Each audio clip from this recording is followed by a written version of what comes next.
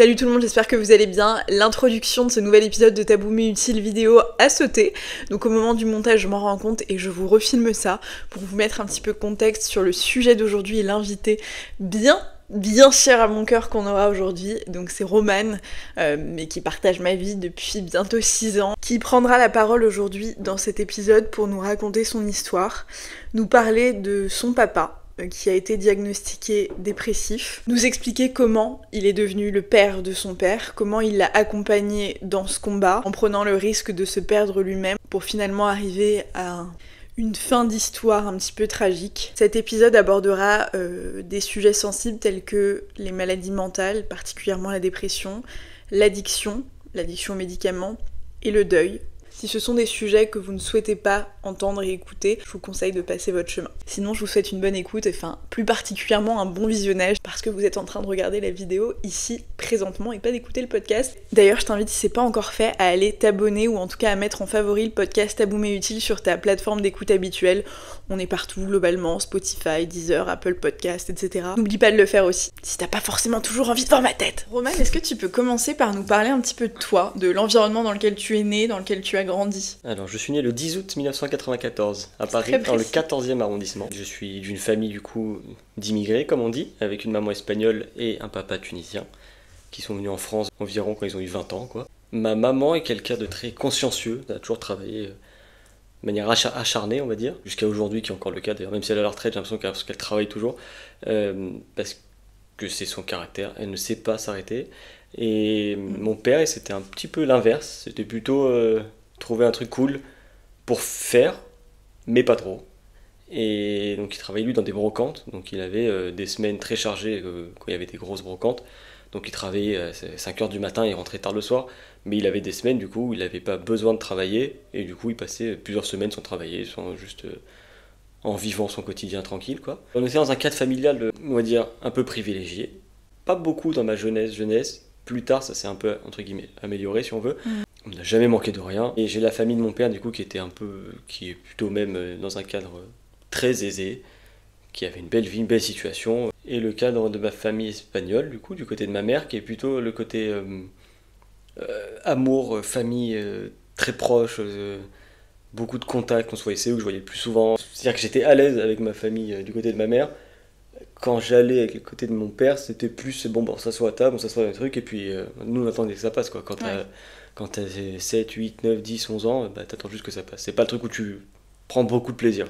Il y a l'adolescence qui arrive, j'avais pas spécialement confiance en moi, j'étais pas quelqu'un de très timide, hein, mais rien de particulier à signaler, quoi. La seule particularité que je peux vous raconter, c'est que j'ai eu une malformation cardiaque à la naissance. Je suis né avec une valve pulmonaire défaillante, c'est-à-dire qu'elle ne s'est pas ouverte à la naissance. Et ils s'en étaient déjà rendu compte avant, heureusement, donc j'ai été opéré tout de suite, sinon T'aurais pas vécu, quoi. J'y passais. Ça, c'est déjà quand même assez costaud, tu vois, de venir au monde oui, avec déjà quelque chose qui est quand même un gros frein à ta survie, quoi. Tu dis déjà, t'arrives sur Terre, tu dois combattre, quoi. Exactement. C'est déjà un trait de caractère qui a dû être marqué à ce moment-là, déjà. Parce que j'ai passé, du coup, entre 3 et 6 mois à l'hôpital et plusieurs semaines, mois dans une couveuse, enfin bref. Mais bon, tout allait bien. Oui, t'en gardes pas de souvenirs traumatisants. Enfin, en tout cas, c'est toujours le même sujet, quand on est bébé, on s'en rappelle pas. Voilà. Mais peut-être que t'as quand même des choses qui sont marquées à l'intérieur de toi, quoi. Mon cardiologue qui me suit depuis ce jour-là, qui m'a toujours dit que je ne pourrais pas faire de sport comme les autres, que je serais limité, que voilà, il faudra un peu faire attention, j'ai des contrôles tous les 2 ans. Et en fait, à l'adolescence, je crois qu'à partir de 10-11 ans, j'en pouvais plus, moi, de me frustrer à ne pas pouvoir aller avec mes amis faire du foot, aller courir et tout. Et j'ai commencé à me dire, je vais essayer, je vais voir ce que ça donne. Donc j'ai commencé à aller avec eux. C'était catastrophique, l'écart entre ce que pouvait faire quelqu'un de mon âge et moi. C'est-à-dire que je n'arrive pas à suivre un dixième de ce qu'ils faisaient. Et en fait, j'ai passé 1 an à faire ça, mais c'est-à-dire tous les jours, je pense. Après l'école, j'allais tout de suite au stade de sport, au stade de foot en face de chez moi. Et j'allais jouer avec n'importe qui, que ce soit mes amis, pas mes amis, j'allais là-bas. Et je rentrais à 8h le soir, quoi. Mais ça veut dire, ça d'un point de vue extérieur, c'est-à-dire que dès que t'as été très jeune, t'as eu une espèce de liberté. Ouais. Parce que quand tu dis ça, t'étais quoi, au collège, au lycée? J'étais au début du collège, en 6ème, je pense. Ouais, donc toi, c'est-à-dire que déjà, à partir de ce moment-là, alors je sais pas si c'est une question de confiance, mais tes parents te disaient, écoute, fais ce que tu veux. En fait, j'ai une anecdote par rapport à ça, c'est la première fois où j'ai voulu Je me rappelle très bien de ce jour-là où j'ai voulu sortir avec des amis, c'était vraiment juste en bas dans le jardin de notre résidence où on était.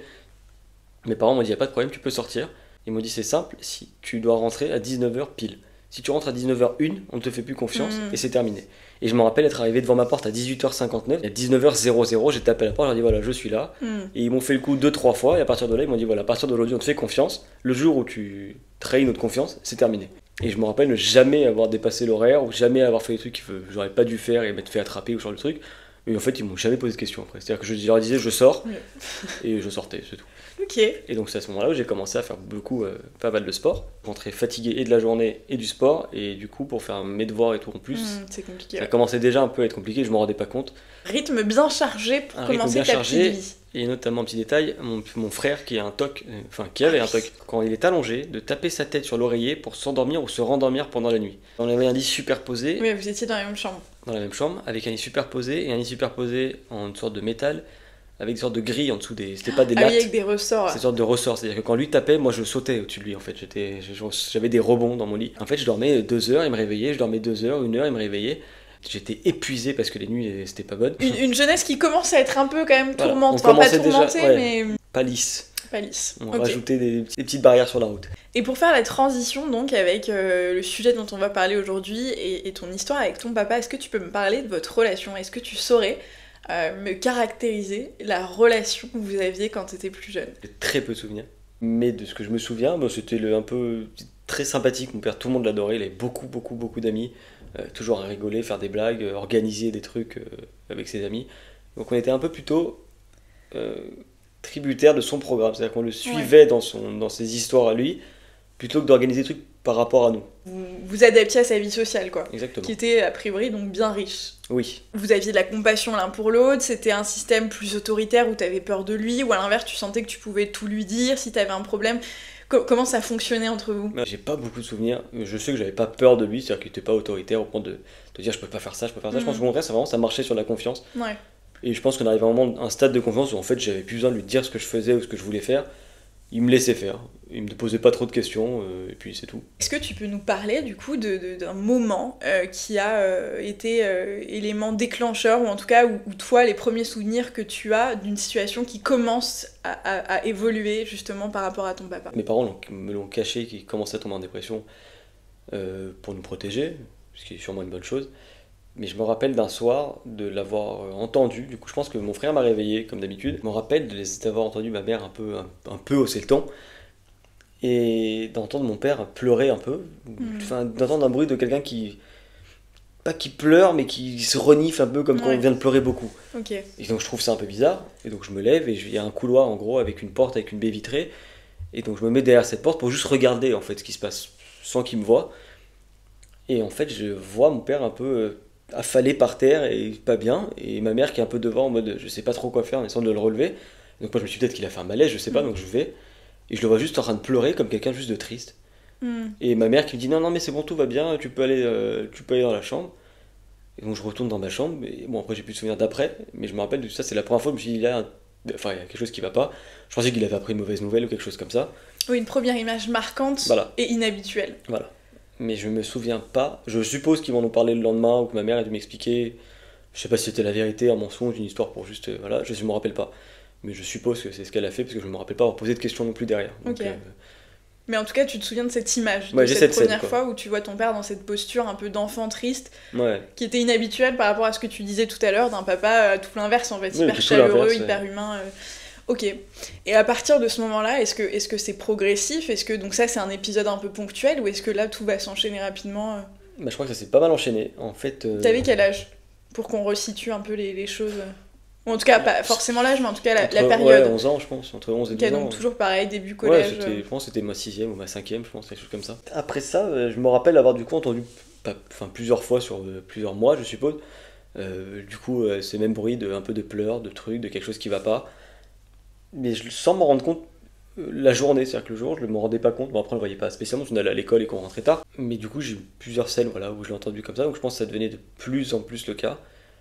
Ensuite je me rappelle qu'il était parti en Tunisie, quelques semaines, ça lui arrivait de partir, mais souvent juste quelques jours ou une semaine, et là il était parti plusieurs fois d'affilée, quelques semaines, et je Alors, j'ai un souvenir de ma mère qui me disait, alors je sais pas si c'est moi qui maintenant ai inventé quelque chose je sais pas, mais qui me disait qu'en gros il avait un peu pour se reposer, il avait besoin de juste de se reposer, qu'il revenait. Il travaillait plus voilà. au moment, c'est ça? En fait il travaillait, donc il faisait ses brocantes, il gagnait assez d'argent pour tenir plusieurs semaines, plusieurs mois, et du coup il partait à ce moment-là où il avait un peu d'argent de côté, et en mode maintenant il a pas besoin de travailler, donc il va là-bas pour se reposer, voir son père, je sais plus ce qu'il me disait, mais bon.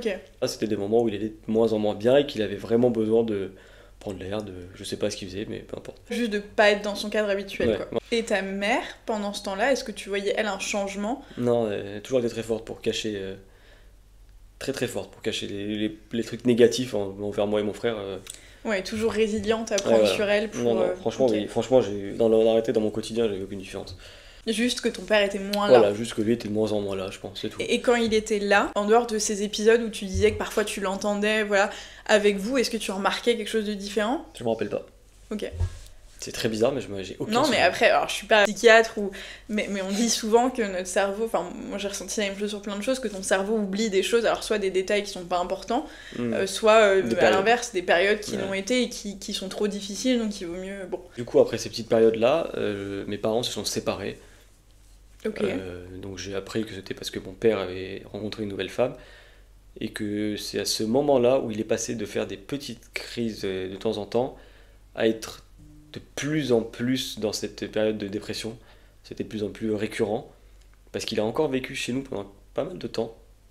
Enfin, mes parents ont vécu ensemble encore pendant pas mal de temps, malgré qu'ils étaient séparés. Ouais, sur la base d'une bonne entente pour vous. Voilà, pour les enfants, pour machin, donc je sais pas trop comment ils ont réussi à faire ça. Et toi, à ce moment-là, ça a été...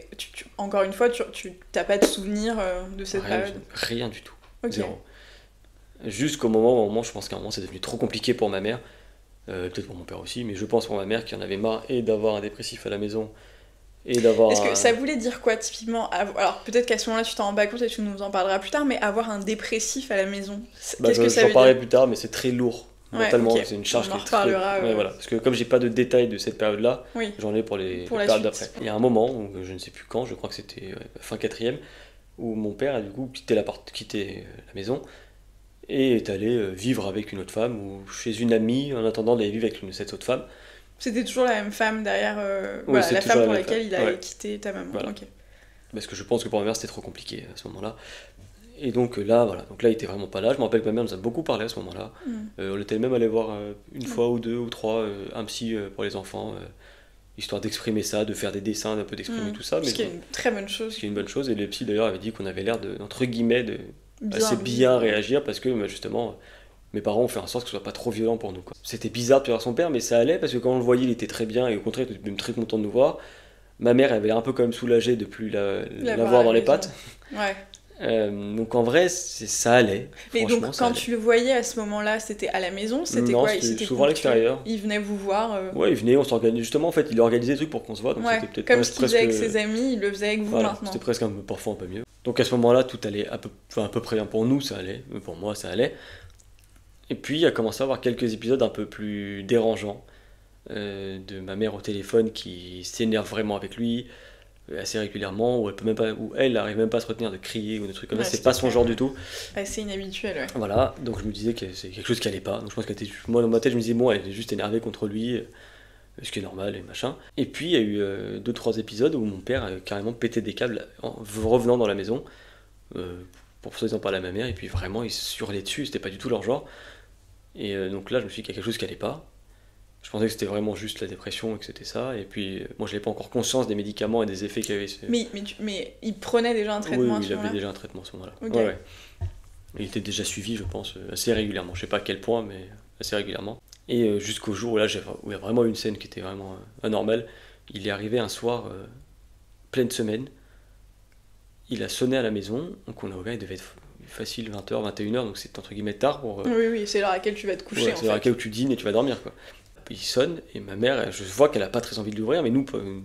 Oui, c'est ton papa, quoi. Donc nous on ouvre la porte, par réflexe, on le voit, je regarde dans le petit trou, là, et j'ouvre la porte, et puis je vois son regard, je me dis, mais qu'est-ce qu'il a? Il avait vraiment un regard très bizarre, et il avait du maquillage... Du crayon? Ouais, du crayon noir autour des yeux et tout. Et il rentre et il me pousse. Donc déjà, mon père qui m'a une fois giflé parce que j'ai cassé le nez de mon frère en fermant une porte sans faire exprès. J'ai pas fait exprès, mais bref. Mais donc, c'était pas son genre de faire ça. Et c'est complètement normal de faire preuve de violence. Oui, même verbalement déjà, c'est compliqué. Donc il pousse, mais c'est vraiment ce truc-là il m'a poussé, pas comme s'il me poussait moi, juste comme s'il poussait n'importe quoi devant lui. C'est-à-dire qu'il est juste poussé un truc, juste poussé un obstacle. Et il est rentré, il a commencé à hurler sur ma mère, elle a eu peur tout de suite, elle nous a enfermés dans la salle de bain. Et il a commencé à frapper à la porte comme un malade, il a cassé des vases. Donc vous étiez enfermés tous les trois dans la salle de bain, donc avec ton petit frère. Il a commencé à casser des vases, jeter des trucs, hurler, entendre des trucs, je sais même plus ce qu'il disait, il a mis un coup de pied dans la porte de la salle de bain, il a traversé la porte de la salle de bain. Là on a ouvert la porte de la salle de bain parce que c'était trop... Et donc on allait chez les voisins, qui étaient très gentils, et je leur ai dit d'appeler les flics. Mais il était en crise de, je sais pas quoi, de folie, il était venu complètement taré.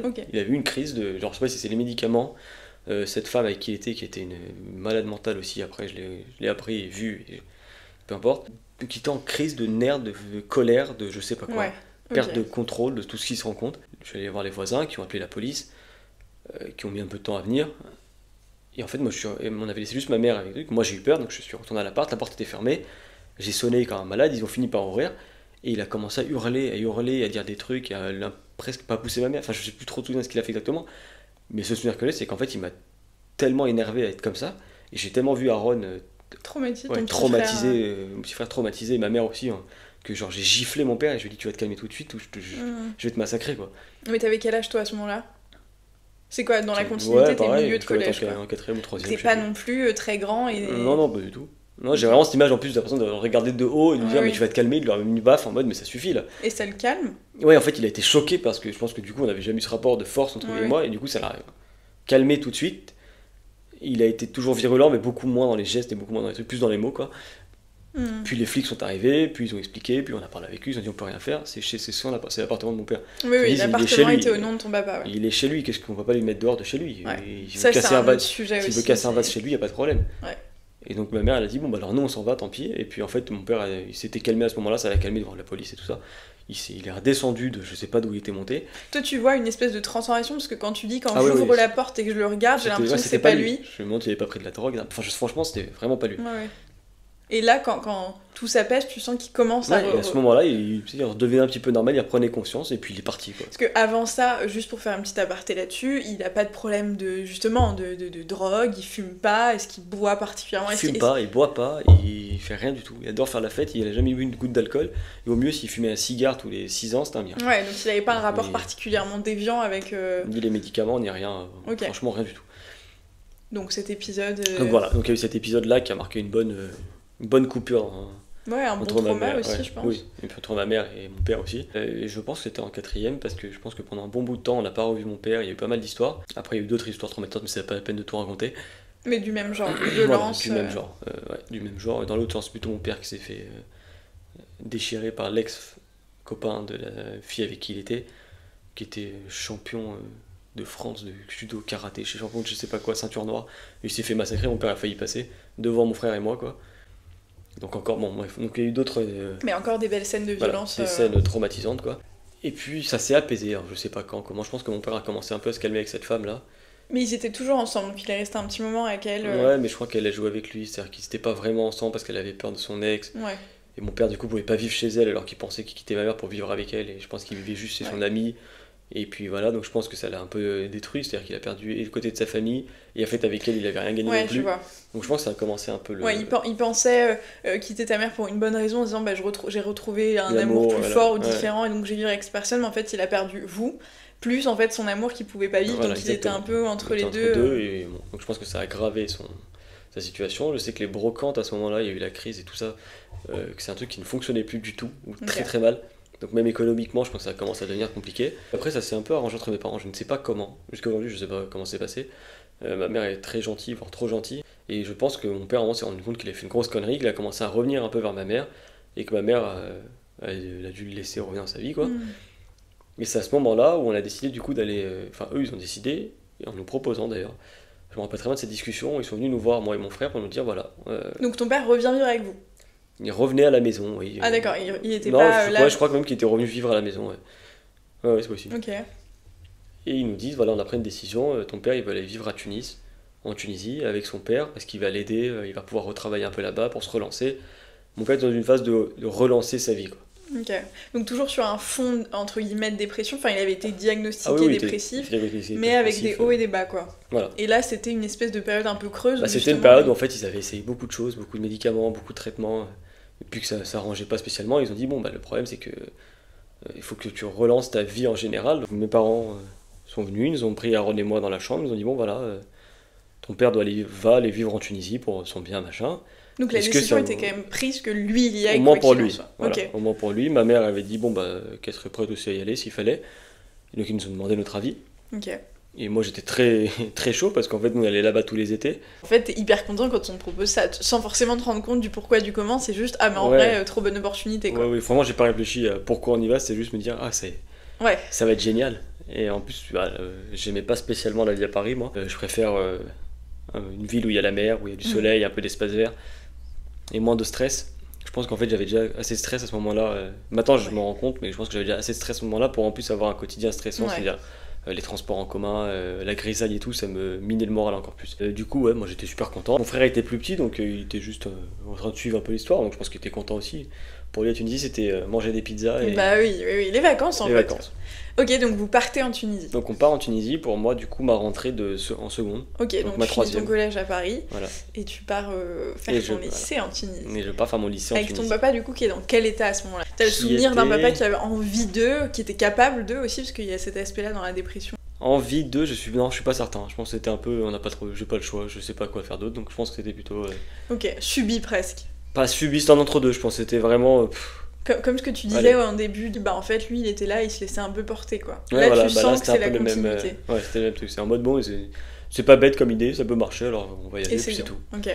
Du coup on part en Tunisie, c'est marrant, j'ai aucun souvenir de faire les valises, déménager, tout ça, c'est marrant de pas avoir souvenir de ça, c'est un gros moment quand même. On passe en fait l'été comme tous les étés, il n'y avait pas de différence, j'avais pas l'impression que j'allais rentrer au lycée en Tunisie. Déjà la rentrée au lycée de base je pense que c'est pas la plus facile, mais en plus quand tu viens dans un pays étranger c'est encore plus compliqué. Bon j'ai eu la chance d'avoir déjà des amis entre Paris et Tunis qui m'ont dit que justement il y avait des gens aussi qui rentrent au lycée, qui avaient mon âge et avec qui je devrais bien m'entendre. Donc en fait j'ai eu la chance d'avoir des amis dans ma classe avant de rentrer Tu t'es bien intégré. Donc j'ai réussi à m'intégrer assez facilement. Et le foot ça m'a beaucoup aidé aussi. Oui, le sport ça aide. Le sport ça aide pour les mecs, beaucoup pour les mecs en tout cas, pour s'intégrer, pour éviter les combats de coq. Souvent quand tu trouves un mec avec qui tu rigoles sur le foot, tu finis par devenir pote avec lui quoi. Oui, donc en fait, une intégration qui se passe bien. Ouais, d'un point de vue toi tout seul. Moi tout seul, en fait, je relâche toute la pression que j'ai eue pendant quelques temps là. Et j'ai commencé à faire mes premières soirées, des premiers trucs. Et en fait, on s'est lâché, je me suis lâché complètement. C'est-à-dire que l'école, c'était le dernier de mes soucis, quoi. Et ta famille, dans tout ça, comment ça se passe? Et mon père, du coup, a commencé à travailler avec son père aussi, donc avec mon grand-père. Au début, ça avait l'air de le motiver, il avait l'air machin, ça lui donnait un rythme, ça avait l'air d'être efficace. Il était suivi du coup par des psys, comme d'habitude, avec un traitement qui avait l'air de fonctionner. Et qu'est-ce que ça veut dire qui avait l'air de fonctionner? Ça veut dire que toi tu le voyais. À partir de ce moment-là, en grandissant, je me rendais de plus en plus compte. Mais en fait, il avait, du coup, à ce moment-là, en tout cas, un trouble bipolaire. Donc il était sur une semaine, pas bien au début, un jour, bien 5-6 jours, pas bien un jour, bien 5-6 jours. Et pas bien, c'était souvent juste passer ce jour-là à la maison à se reposer, à dormir, et puis... D'accord. Il disait juste, j'arrive pas aujourd'hui, et puis il se reposait, et puis ça allait à peu près, et puis en fait, ça a fait que évoluer, mais de manière négative, c'est qu'en fait, ça devait aller de mieux en mieux, c'était de pire en pire. C'est passé sur 2 jours, puis 3 jours, puis 4 jours, et puis en fait, après, tu comptais les jours où il était bien sur un mois, quoi. Okay. Et en fait, il passait son temps à dormir, à être angoissé, à dire que je me sens pas bien, ça va pas, enfin... C'est ça, comment ça se matérialise? C'est quoi, ne pas se sentir bien? Comment toi, tu le voyais? Tu le voyais démotivé, triste, avec aucun objectif, même sur une journée, quoi. C'est-à-dire qu'en fait, moi, je me levais le matin pour aller, du coup, en cours, et puis lui, il dormait, je rentrais parfois le truc, et puis en fait, il était passé juste du lit au canapé, et puis il dormait encore. Et en fait, je pense qu'à cette période-là, il a commencé à un peu tricher sur son traitement de médicaments, et à augmenter les doses en cachette, parce que ça l'aidait à dormir, et qu'il avait rien d'autre à faire, et aucune autre motivation.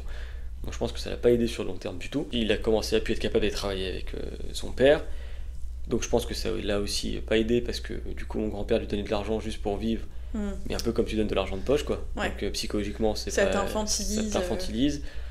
Donc c'était pas génial. Du coup, il y avait encore ma mère et mon frère. Ça a duré 1 an comme ça. Donc sur toute l'année, il est passé d'être pas bien un jour à ne pas être bien. La majorité du temps, en fait. Franchement, à la fin d'année, ça devait être 5 jours sur 7, quoi. Et comment vous le viviez? C'est-à-dire que vous, au quotidien, c'est quoi? C'est des repas de famille où lui, il est pas là, lui, il reste dans son coin et vous vivez tous les trois? Encore une fois, j'ai très peu de souvenirs. Ouais. Je me très peu de souvenirs de ma mère, alors qu'elle a quand même resté 8 mois, je crois, ou 6 mois avec nous. Mon frère est resté un peu plus, il a fait toute l'année. Mais j'ai très peu de souvenirs de repas, de trucs, franchement. Mais quoi, tu fuyais un peu la maison? Je sais pas, non, même pas spécialement. Enfin, si, Ouais. en fait, si, bien sûr. Oui, si. J'étais toujours chez mon ami. J'étais toute la journée chez lui. Le midi, je mangeais avec eux si je pouvais. Ouais, Le soir, je traînais n'importe où et je rentrais tard. Enfin, Oui, l'idée c'était juste de pas subir cette espèce de. Parce ouais. que du coup, dans cet environnement, comment tu te sens? Tu te sens toi. Stressé en fait. Ouais, Jamais ok. tu rentres pas chez toi avec ce truc quand on rentre à la maison. Où tu te dis, Après une journée, tu fais ah, ça y est, là je suis rentré à la maison, ça suffit. Et moi, c'était l'inverse. Moi, c'est quand j'arrivais chez moi, je me disais oh putain, ça commence. Ouais, tu repoussais ce moment où tu Ouais, allais ouais. devoir rentrer Et chez encore, toi. ça, c'était que le début. Là, il sombre en fait. Bah là, en fait, ma mère, au bout de 6-8 mois, comme je l'ai dit, elle est incapable de rien faire. Au bout de 6 mois sans travailler, Oui, parce parce qu'elle a que rien du coup, trouvé. vous viviez en fait par rapport au travail de ton papa Ouais. avec ton grand-père et ta Voilà. mère était juste là en attendant de trouver quelque chose quoi. Voilà, elle cherchait du travail, mais elle trouvait rien. Hmm. Rien d'intéressant, un métier qu'elle faisait, c'est dans la mode en Tunisie, bon, il n'y a pas beaucoup d'opportunités. Elle a proposé de travailler aussi avec mon grand-père elle lui a dit non mais dans l'usine que j'ai, ça sert à rien. Ma mère a dit mais je peux même lever des cartons, je veux juste faire quelque chose quoi. Ouais.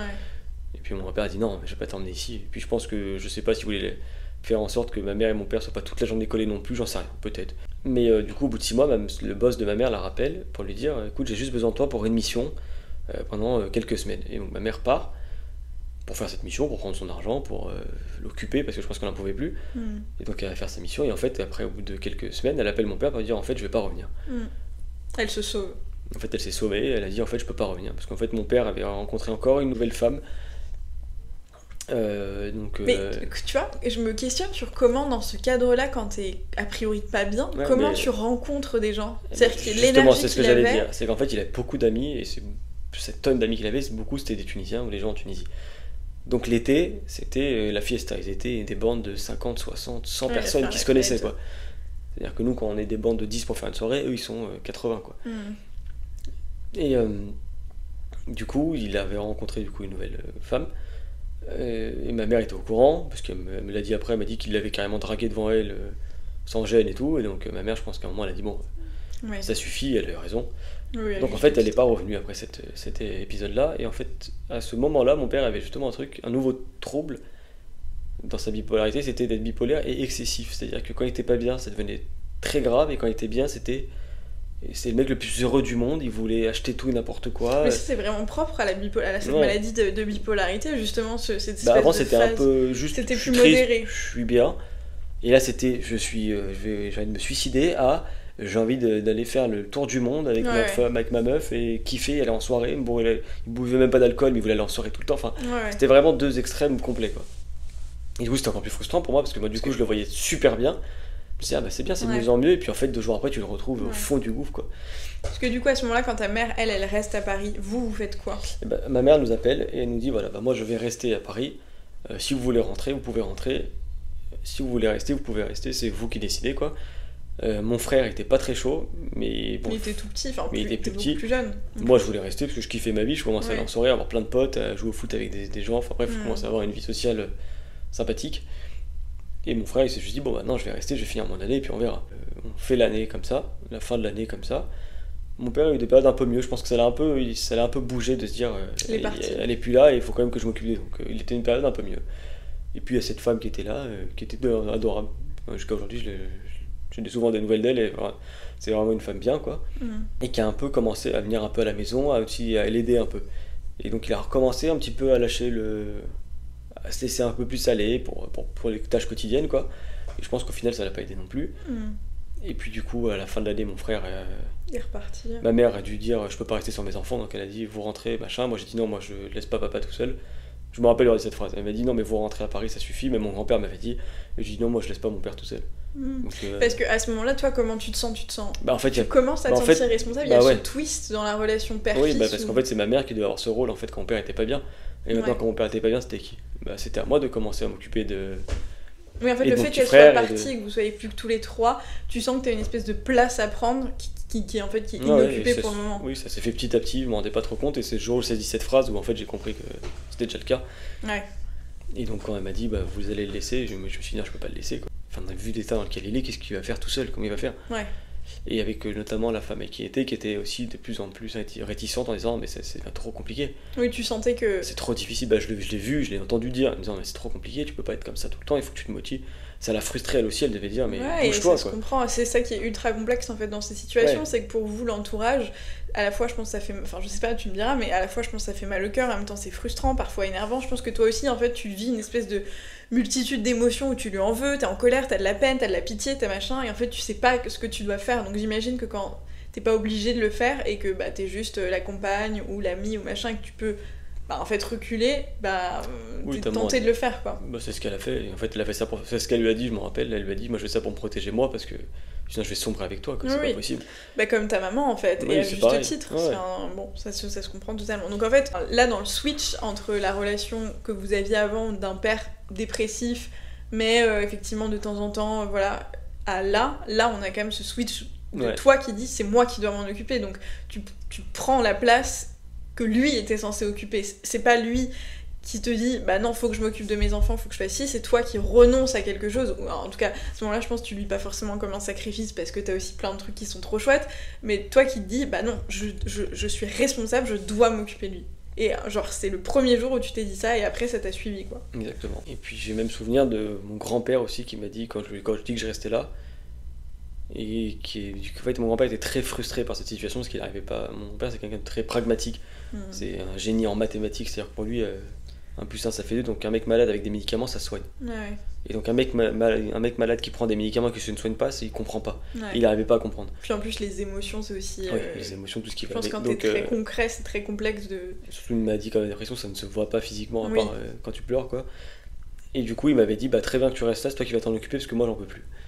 Ah waouh, ok. Ouais. Et donc en gros c'était encore Donc c'est toi, Romane, je Voilà. sais pas, 14-15 ans, à qui on bah, dit... 16-17 mais maintenant. Ouais, bon, peu importe, Bon, quoi. 16 ans. Toi, Ouais, toujours toi, ado, mineur, quoi. quoi. Toi, mineur. À qui on dit, bon, à partir de maintenant, tu vas être seul dans une maison avec lui et c'est ta responsabilité. Ouais, voilà. Et comment tu te sens par rapport à ça, à ce moment-là? À ce moment-là, je me rends pas trop compte en fait de tout ce que ça implique. Moi, je me dis bon bah ça va pas changer mon quotidien, c'est-à-dire qu'en fait c'est moi qui faisais déjà à manger depuis que ma mère était partie, mais parce que j'aime bien cuisiner donc et que mon père ne sait pas cuisiner et mon frère non plus, donc j'avais pas trop de choix. Le ménage, heureusement là-bas on avait les moyens, et du coup on avait une femme de ménage, parce que sinon je sais pas comment j'aurais fait. Mais quand tu dis que vous aviez les moyens, du coup... Bah mon grand-père avait les moyens. C'est ça, c'est qu'en fait, à partir de ce moment-là, précisément, le rôle que le père devait avoir, à savoir le père ou la mère, mais subvenir aux besoins de son enfant, et en fait, il est aussi transféré vers ton grand-père. Oui, donc ton père, il a un peu ce rôle d'électron libre, où lui, il est entre toi et ton grand-père, et il attend d'aller mieux, quoi, en fait. Ouais, exactement. Mais en fait, il donnait de l'argent de poche à mon père, qui lui me donnait de l'argent de poche, quoi, Ouais, avec ok. cet argent. Et il payait la femme de ménage pour qu'elle puisse venir et entretenir la maison, c'est tout. Ok. Mais du coup, lui, il travaillait plus, donc il faisait Oui, il pas. pouvait plus travailler. Non. Et toi, à ce moment-là, c'est quoi les relations que t'as avec lui? Est-ce que ça se cantonne à Non, il est dépressif? et bah, c'est là où on s'est rapprochés, en fait, parce que quand il était bien, du coup, on faisait plein de trucs, on profitait, on allait au resto, donc c'est pour ça que c'était très bizarre, c'est qu'en fait, on passait de moments géniaux à des moments horribles, quoi. Ouais. Et puis, il y a un moment où ça commençait à aller mieux. Alors, je ne sais pas pourquoi ni comment, peut-être son traitement, il a changé de psy 50 fois, donc peut-être tombé sur un bon psy ou quelque chose, je sais pas, quelque chose qui allait mieux. Et il a recommencé à se dire, bon, je vais faire quelque chose, mais je vais pas faire quelque chose. Je vais changer de métier, entre guillemets, je vais pas retravailler avec mon père. Je vais lancer mon propre business, quoi, en gros, pour être seul, et peut-être que ça allait le motiver de se dire, bah, si je suis tout seul, peut-être que je vais être plus motivé. Et il a ouvert une boutique d'une marque connue en France, en Tunisie, qu'il n'y avait pas, dans un grand centre commercial, en disant, bon, voilà, on va faire ça, et puis ça va me motiver. Et à ce moment-là, ça allait mieux. Il était mieux. Mais il avait toujours ce côté un peu, quand ça va mieux, c'est un peu euphorique. C'est-à-dire qu'il était euphorique au point qu'il a acheté, du jour au lendemain, il est parti acheter une Jaguar, une voiture de luxe, alors qu'il n'avait pas spécialement les moyens. Je sais toujours pas comment il a eu l'argent pour faire ça. Je crois qu'il avait vendu des tableaux, je sais pas, il avait encore fait un truc de brocante, quoi, un truc qu'il savait faire. Ouais, non, mais ça illustre ce que tu disais, des moments down qui sont down, il va mourir, et des moments up qui sont, bah en fait, il fait des choix irresponsables. Et je me rappelle en fait, parce qu'il est venu me voir pour me dire, j'ai acheté une Jaguar, et je lui dis, mais pourquoi on a déjà une voiture? Il m'a dit, je sais pas, juste j'avais envie de me faire un kiff. Ouais. Je lui dis, mais quand on se fait un kiff, on n'achète pas une voiture. Pas une voiture Oui, de on luxe, va au quoi. resto, on se prend Il m'a dit, un bon dessert. ouais, j'avais envie, donc voilà. Je lui dis, bon, d'accord. Mais le problème, c'est qu'après, ça devient en fait, sur le moment, c'est un kiff. Et puis quand il faut l'entretenir et qu'il faut la payer, qu'il faut plein de trucs, bah en fait, ça devient une charge mentale plus qu'autre chose, quoi. Et puis pendant les moments de down, j'imagine que c'est pas lui. Et après, il regrette, et puis après, il se dit, ah, mais pourquoi j'ai mis tant d'argent dans une voiture, et maintenant elle tombe en panne. Et en fait, cette voiture, elle a roulé au début parce qu'il était super content, et puis après, elle est restée sous une bâche pendant des mois. Et une voiture comme ça, si tu l'entretiens pas, ça devient juste une charge horrible. Bah oui. Et en Tunisie, il n'y a pas les pièces, il n'y a pas les bons mécaniciens, donc ça devient une catastrophe. Donc en fait, c'est devenu juste une galère. Vraiment des moments d'euphorie au point où voilà, il pouvait aller acheter une voiture, quoi. Pas des moments d'euphorie où il se disait. Ouais, je parlais d'attraction à la ouais, limite, voilà. quoi. Ouais, Voilà, ok, je vois. Je vois l'ampleur.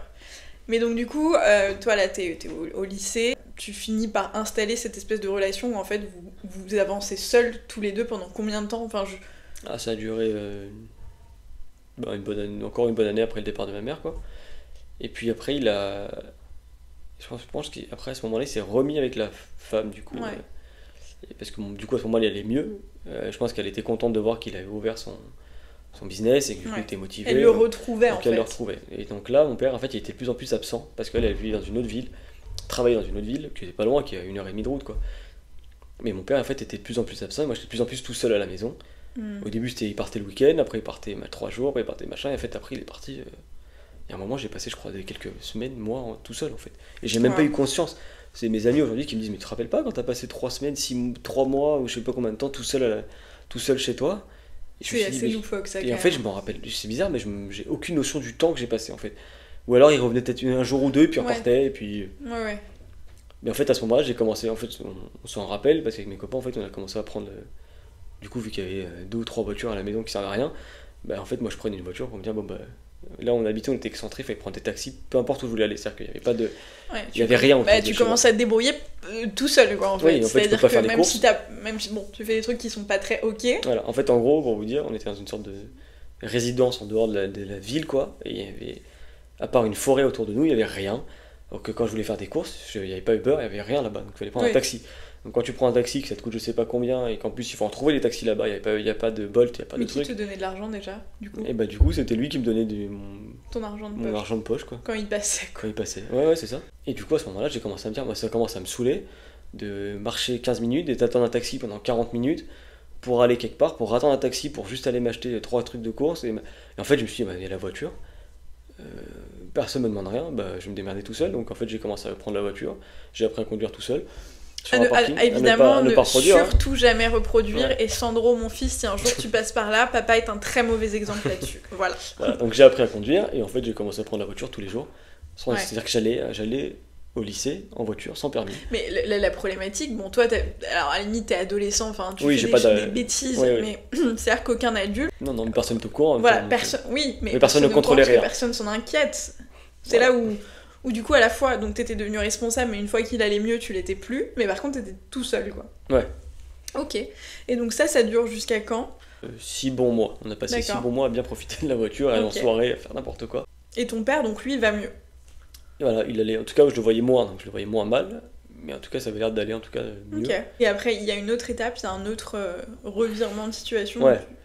Et en fait, à un moment où il fallait que ça arrive, j'ai un ami qui a pris la voiture que j'utilisais, qui a eu un accident avec. C'est une voiture de collection, qui a eu un accident avec. Heureusement, pas de blessés, rien du tout.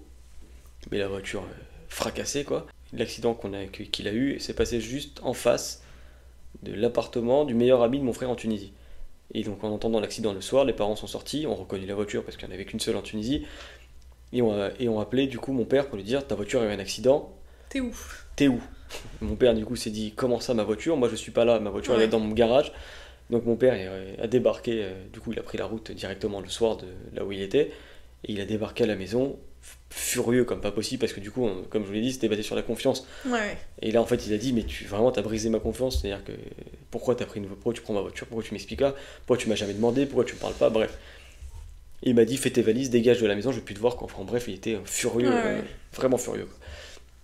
Bon, je suis pas parti de la maison, j'avais nulle part où aller. Oui, t'avais pas le choix. Si, je crois que j'ai passé une semaine chez mon grand-père. Donc il m'a vraiment foutu dehors. Je comprends. Mais, oui. Et après, je comprends, et en même temps, c'est sur le même sujet de chacun doit porter sa croix, quoi. Et en fait, mon père ne m'a plus adressé la parole. Vraiment, c'est pas une blague. Hein. Il m'a pas dit un mot pendant 2 mois, je pense. Donc j'ai vécu 2 mois avec lui. Il est revenu vivre avec toi, du coup. Il est plus reparti de la maison. Ouais. Et Bon, c'est une bonne chose, au et j'ai final, passé il était 2 là. mois avec lui qui n'a pas dit un mot. Mais à ce moment-là, lui, il était bien. Bah bizarrement, ouais, je pense qu'il était tellement énervé, je crois que Ouais, bah, non, mais du coup, il ressentait. il était tellement C'est ça, en énervé, fait. tellement que je sais pas, mais en tout cas, je me rappelle pas de l'avoir vu particulièrement mal à cette période-là. Bon, après, petit à petit, ça a commencé à passer, quoi. Et justement, où il a commencé à être très mal à un moment. Et c'est là où, en fait, il a complètement zappé cette histoire. Au bout de quelques mois. Et là, ça a commencé à partir dans le côté n'importe quoi. Je pense que, à mon avis, à ce moment-là, la femme encore avec qui a dû le quitter, parce qu'après, je crois que je l'ai plus revu à la maison. Et donc là, je pense que c'est reparti du côté négatif, quoi. Que lui, la boutique qu'il avait ouverte commençait à pas bien marcher. Donc je pense qu'il y a tout en fait qui a recommencé à aller dans le mauvais sens. Et là il est passé dans le côté dépressif où il n'y a plus de bon côté quoi. Il était plus jamais bien. Ok. Au mieux il était normal et ça a duré une demi-journée quoi. Et normal, c'est quoi? Juste pas en train de pleurer, pas en train d'être Ok, parce que stressé, pas angoissé. Dans quel état il Ouais, est? il est angoissé, il se balance, il marche partout.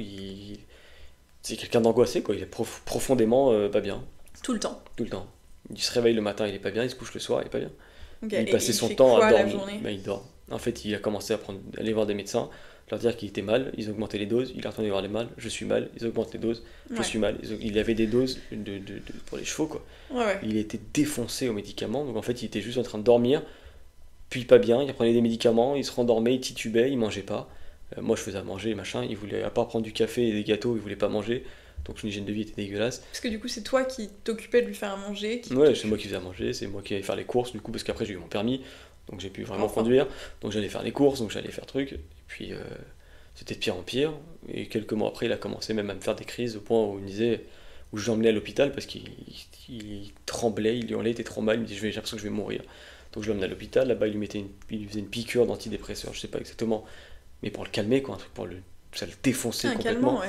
Ouais, une sorte de calmant, mais très violent, c'est-à-dire qu'après je devais presque le porter pour le mettre dans la voiture pour le ramener à la maison, quoi. Ok. Et en fait il devenait dépendant aux médicaments totalement, plus que dépressif. Du coup il était incapable de faire quoi Parce que que ce c'est soit de toi du lui-même. coup qui l'accompagnait chez le médecin, qui Oui. l'accompagnait quand il avait ses crises, qui faisait les courses, qui s'occupait de savoir s'il était vivant en fait quoi. Ouais, et qui essayait de le faire sortir aussi.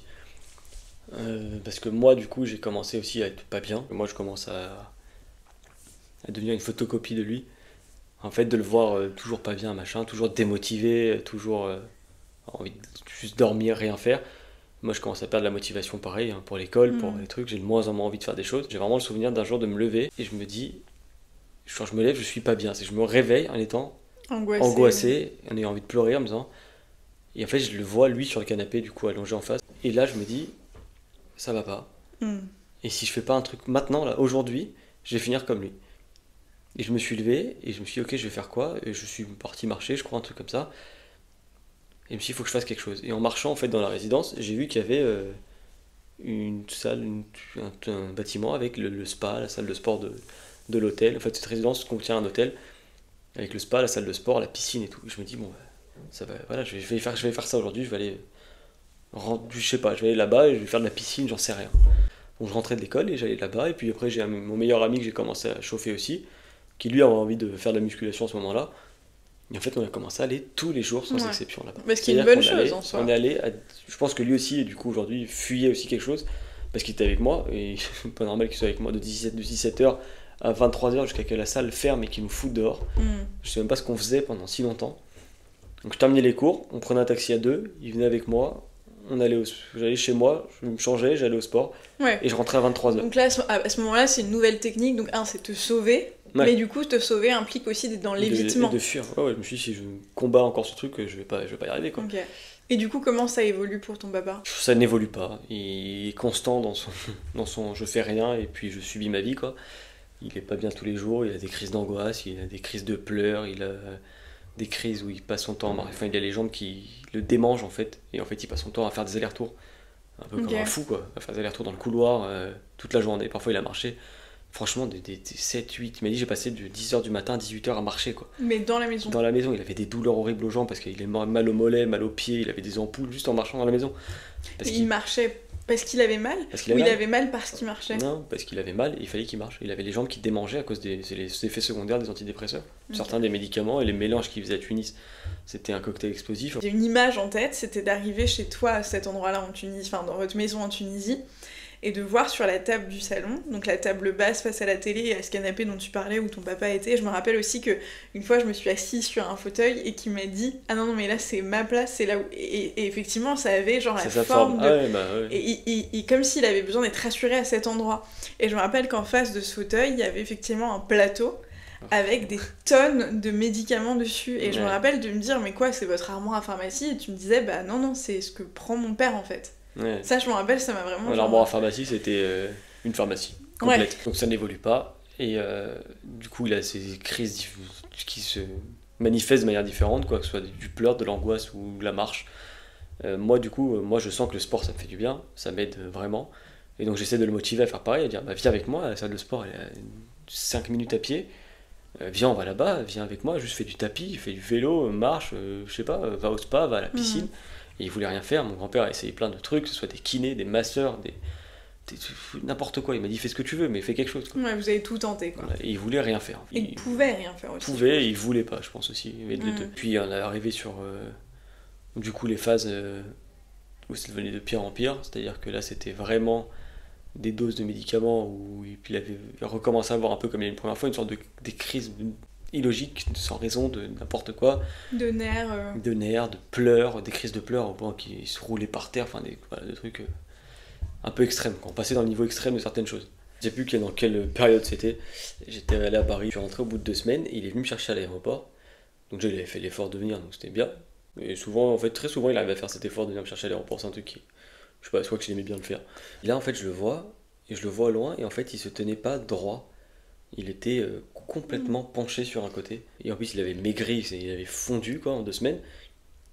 Et je lui dis, non, mais il y a un truc qui va pas, pourquoi tu te tiens comme ça? Il me dit, mais je me tiens très bien. Et je lui dis, mais t'es complètement tendu. Je lui dis, redresse-toi. Et il me dit, mais je suis droit. Et je lui dis, donc je le prends avec mes mains et je le force à se mettre droit. Il me dit, ah oui, t'as raison, je penchais un peu sur le côté. Je lui dis, non, tu penchais pas un peu sur le côté, là. Et je le vois marcher, on dirait qu'il avait plus aucune énergie en lui. Vraiment que c'était juste un truc qui tenait un peu debout, quoi. Une branche qui tombe sur le côté. Oui, physiquement, il y avait un problème, quoi. Ouais, et tu dis, si j'appuie dessus, ça se casse, quoi. Et je regarde les médicaments et je vois qu'il y en a 2-3 de nouveaux, je crois. Je regarde et je lis les trucs et en fait, il avait donné, enfin, le psy qui voyait à ce moment-là, lui avait donné 3 médicaments pour les gens qui ont des maladies psychologiques, dans le sens folie, gens qui entendent des voix, les gens qui voient des choses qui n'existent qui pas. Ont des maladies mentales, des troubles mentaux, mais diagnostiqués, quoi. Voilà. Mais donc je sais qu'il y en a qui sont faits aussi pour traiter les dépressions, mais je crois déjà que c'est très fort et qu'ensuite ça ne se mélange pas quand tu mélanges avec je sais pas combien de médicaments. Il avait déjà 5, 6, 7 médicaments différents, et là il avait 3 fois un médicament qui avait le même usage, donc 3 molécules différentes qui étaient censées avoir le même usage. Et en fait c'était en train de le tuer complètement. Donc là, ce jour-là, j'ai pété un câble, j'ai pris tout son plateau de médicaments, j'ai tout mis à la poubelle, je suis allé dans le truc à pharmacie, j'ai tout jeté, que ce soit, même les Doliprane, j'ai tout jeté. Il ne restait plus un médicament. Et c'est là où c'est complexe, parce que à la fois tu dis que c'est ce que tout le monde aurait fait, et en même temps c'est tellement pas la solution, tu vois, de te dire bah tiens, de force il va tout arrêter, parce que, enfin j'imagine, encore une fois j'en sais rien, je suis pas médecin, mais chimiquement quand tu prends un tas de médicaments et que tu fais un sevrage je sais pas comment on conjugue ce verbe, mais quand tu fais un sevrage aussi brutal, je pense que c'est peut-être encore plus dangereux, tu vois, que donc il y a tout ce truc, c'est qu'en fait ça se transforme, tu passes d'une espèce de dépression à une espèce de cocktail molotov de médicaments à un truc beaucoup plus grand que juste entre guillemets, la dépression je pense qu'en tant que telle c'est déjà suffisamment grave, mais tu passes à un truc encore plus grave il y a un problème avec en plus son traitement, c'est que là il est, non seulement il est malade, mais en plus il est un peu drogué en fait, tu vois. C'est plus qu'un peu. Moi du coup je fuyais de plus en plus, jusqu'au point où j'ai passé des nuits, j'allais dormir chez mon pote, quoi. Et je préférais pas rester à la maison. Parce que du coup moi je m'énervais un peu avec lui, je commençais un peu à plus avoir de patience. En fait, je lui ai dit, ok, j'ai essayé d'être gentil, j'ai essayé de lui proposer des trucs, j'ai essayé de pas calculer, je pense que j'ai passé un moment où je le calculais plus. On parlait juste pour manger et pour les trucs, quoi, mais j'ai essayé de plus parler de sa maladie, de plus réagir à ses crises, de plus peut-être que ça va l'aider, je sais pas, je vais tout essayer. Et je suis arrivé au point où je lui ai dit, bah maintenant ça suffit, maintenant je veux devenir méchant avec lui. Je vais lui dire qu'il fait aucun effort, je vais lui dire que c'est une merde, je vais lui dire qu'il faut qu'il se bouge le cul, je vais lui parler crûment, quoi. Ouais, mais en fait c'est ça, c'est que c'était ton combat. C'est-à-dire que quand tu dis j'ai tout essayé, c'est comme voilà, tu veux améliorer un truc, alors tu t'entraînes, tu fais ci, tu fais ça, bah tu faisais la même chose avec ton père, t'essayais la méthode A, B, C, D, E, parce que le résultat pour toi c'était ta responsabilité, quoi. Il fallait que ça arrive parce que c'était ton rôle. Et puis j'avais conscience à ce moment-là que les médecins, pas les médicaments, mais ça va avec, n'étaient plus là pour l'aider, ils étaient là pour lui dire bon bah continue ton traitement ou augmente ton traitement, parce que je faisais des séances avec lui, du coup je l'accompagnais. Et il y a quelques fois où je suis resté avec lui dans la salle de psy, ce qu'on n'a pas le droit d'ailleurs, je crois. En fait, je voyais les médecins, ils s'avaient abandonné, quoi. Ils étaient en train de dire, bon, bah, alors, peut-être que si, peut-être que ça, ils prenaient ci, et ça tournait en boucle, et en fait, c'était de pire en pire. Et en fait, après, je me suis rendu compte que du coup, ces médicaments, il les prenait n'importe comment, qu'il rajoutait des trucs, qu'il oubliait. Les effets secondaires aussi, c'était ça, c'est qu'en fait, il oublie qu'il avait pris ces médicaments. Donc peut-être qu'ils avaient pris, peut-être pas. Donc il part dans le doute, il reprenait. Voilà, et après, c'était à moi d'essayer de contrôler ça, donc j'ai acheté la boîte avec lundi, mardi, matin, soir, machin, pour faire ça. Même ça, au bout de 3 jours, il a perdu la boîte, où il m'a dit, ça me fatigue d'utiliser, ça me saoule, je sais ce que je dois prendre. En fait, là, j'aurais dû comprendre qu'en fait, il fait exprès de pas prendre ce qu'il faut pour être défoncé. Donc ça n'allait pas mieux. Et moi, je faisais comme je pouvais, quoi. Mais du coup, c'est l'école surtout qui en pâtissait, j'arrivais plus. J'avais pas de motivation et ce truc qui comptait, c'était juste d'aller me défouler au sport, quoi. Ouais, c'est ça, c'est qu'en fait, ton quotidien, c'était ton père, le sport, et toi, te changer les idées en sortant. Ouais. Et puis même à l'école, du coup, j'avais plus envie d'y aller, je faisais plus attention, donc après, je me disais... Du coup, je m'en voulais à moi, me disant, ouais, mais du coup, je vais pas y arriver, mon bac, mon machin, mon truc, enfin bref. C'était pas ouf. T'avais une charge mentale, en fait, à cette période d'un adulte qui s'occupe d'un enfant qui va pas bien, quoi. En fait, ça dure comme ça pendant des années, quoi. Ouais, avec des épisodes plus ou moins compliqués. Ça a duré 3 ans. Une autre copine qui est rentrée là-dedans, ça a fait la même chose qu'avant, oui, non, c'est mieux, c'est pas bien, c'est pire. Ça a fini par être pire. Du coup, j'ai passé mon bac, je l'ai eu au rattrapage, parce que, voilà, impossible de suivre le truc. Du coup, je me casse en courant. Mais comment tu te sens de partir ? Là, j'étais content, je pouvais plus. Oui, là, je sentais que, comme ta mère et l'autre femme. Ouais, je savais qu'il n'y avait plus rien à faire pour le moment et que ça servait à rien. Il fallait que tu te sauves. Et que de toute façon, je pouvais pas faire mes études en Tunisie. C'est ça, c'est que tu pars pour faire tes études. Oui. Ok, donc tu fais ces études. Donc je vais faire mes études pendant 3 ans. C'était pas génial, j'étais encore impacté par tout ça. Et puis j'aimais pas Paris, donc en fait moi je voulais pas faire mes études à Paris, je voulais faire mes études en Espagne. Et mon grand-père m'a dit, tu vas pas faire tes études en Espagne, je veux que tu ailles à Paris pour être près de ta mère et de ton frère.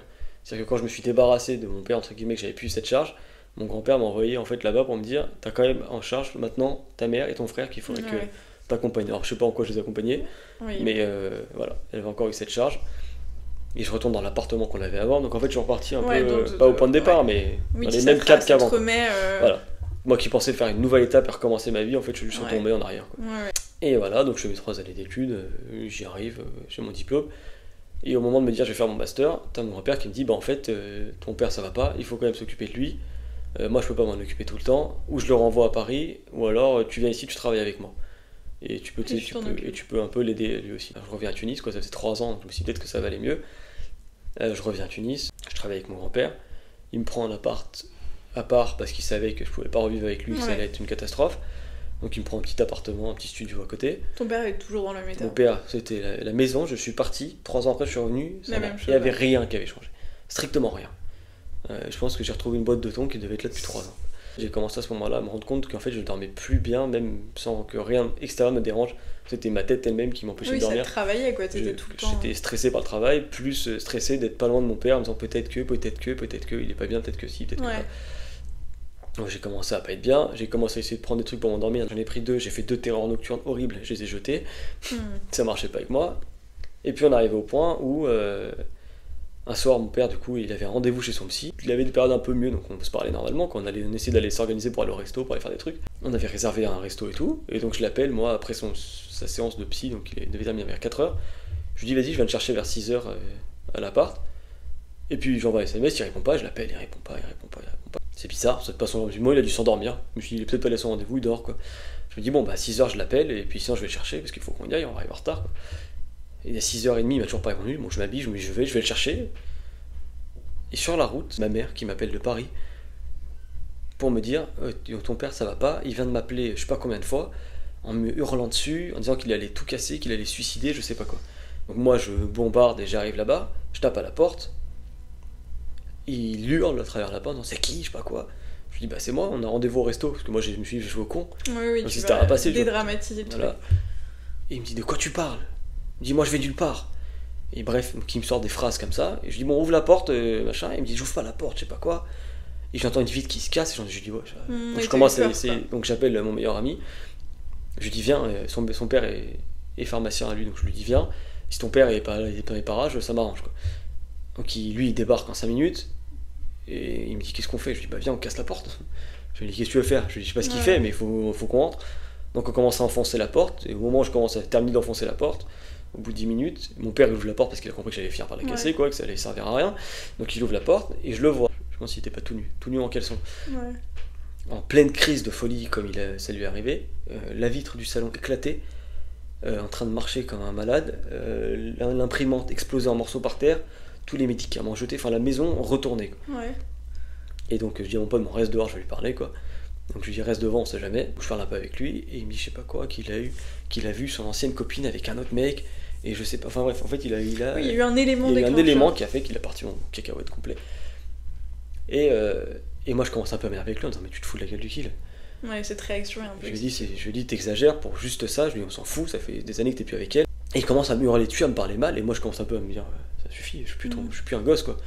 C'était plus comme il y a 3 ans, c'est terminé, tu me parles plus comme ça. Donc je commence à m'énerver avec lui. Et il commence à me dire des trucs horribles en mode mais moi je voulais pas avoir d'enfant, enfin bref, des phrases horribles. Ouais.